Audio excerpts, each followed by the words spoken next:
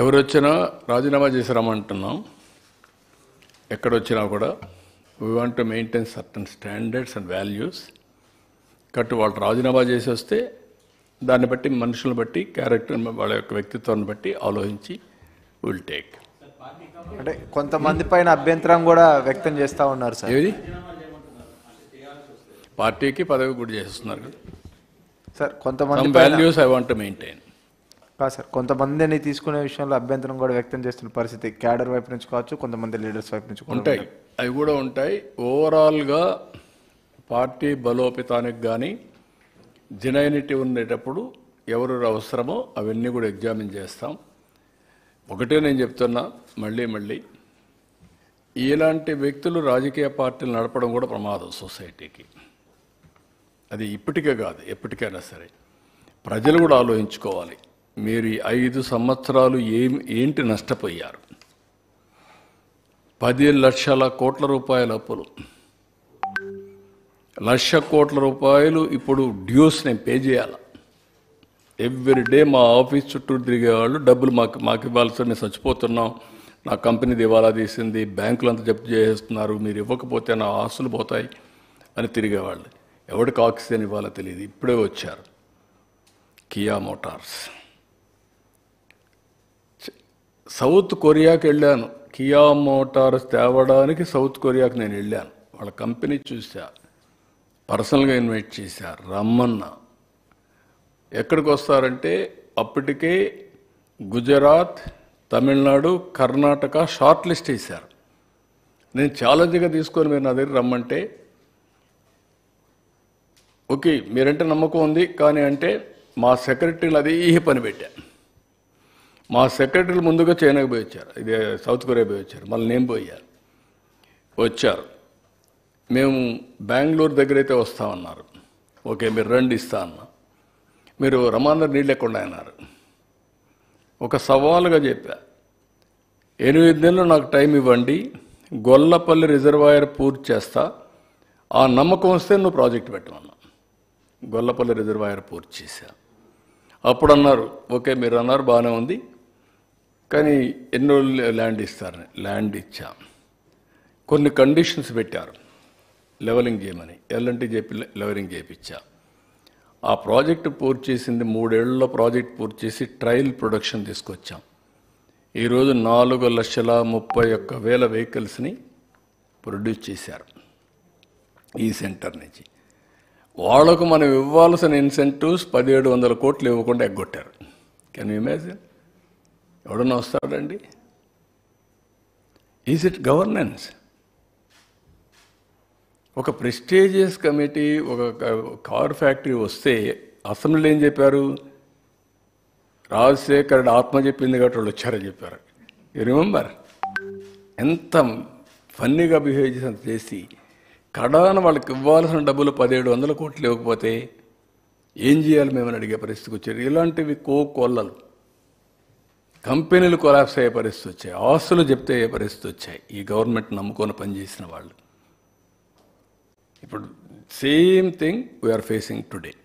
అయినా కూడా ఏమాత్రం కూడా కాన్ఫిడెన్స్ పోకుండా, మీరు ఒక ఎగ్జాంపుల్ పంచాయతీరాజ్ 990 కోట్ల రూపాయలు, అంతకంటే ముందు 2,200 కోట్ల రూపాయలు పంచాయతీల నుంచి పవర్ కట్టడానికి దాన్ని దీన్ని డైవర్ట్ చేశారు. 990 కోట్లు ఎక్కడ డైవర్ట్ చేశారు కూడా చెప్పకుండా డైవర్ట్ చేశారు. ఫైనాన్స్ కమిషన్ డబ్బులు మేము ఇవ్వని గవర్నమెంట్ ఆఫ్ ఇండియా అడ్డం పెట్టారు. 990 crores రిలీజ్ చేస్తే 1,100 కోట్లు ఇప్పుడు మళ్ళీ ఇస్తున్నారు. అంటే 2,000 కోట్ల రూపాయలు పంచాయతీల డబ్బులు తీసుకొచ్చాం ఈ 100 డేస్లో. ఇలాంటివి అనేక డిపార్ట్మెంట్లలో వీళ్ళు డబ్బులు తీసుకొని డైవర్ట్ చేస్తే, నేను ఢిల్లీకి వెళ్తే నేను ఒక లిస్ట్ ఇస్తే వాళ్ళు కౌంటర్ ఒక లిస్ట్ ఇస్తున్నారు. ఏమని? మీరు ఇది చేయలేదు, మీరు డబ్బులు తీసుకున్నారు, యూసీలు ఇవ్వలేదు, మీరు డైవర్ట్ చేశారు, ముందు ఇది పరిష్కారం చేయండి, తర్వాత మీ విషయం మేము ఆలోచిస్తాం, అలాంటి మేమేం చేయలేమని. మళ్ళా వాళ్ళు ఇచ్చిన లవ్ లెటర్ తీసుకొని ఇక్కడికి వచ్చి దాని మీద మళ్ళీ ఏం చేయాలని ప్రయత్నం చేస్తున్నా. Can you imagine? Warning letter అంటారా, హెచ్చరిక అంటారా, మీ రాష్ట్రం యొక్క బ్రాండ్ అంటారా? మీకు ఇవన్నీ విషయాలు మీరేంటంటే మీకు చిన్న విషయాలుగా కనపడొస్తాయి. This is where Andhra Pradesh brand is totally destroyed. ఒక్కళ్ళు లేడయ్యా ఢిల్లీ సెక్రటరియట్లో ఆంధ్ర నుంచి. ఒకప్పుడు Andhra officers are the best officers, hot cake central గవర్నమెంట్లో అబ్జర్వ్ చేసుకోవడానికి. ఇప్పుడు ఆంధ్ర ఆఫీసర్స్ అన్టచబుల్స్, వీళ్ళు యూస్లెస్ ఫెలోస్, కరప్ట్ ఫెలోస్, వీళ్ళు పనికిరానళ్ళు. Can you imagine?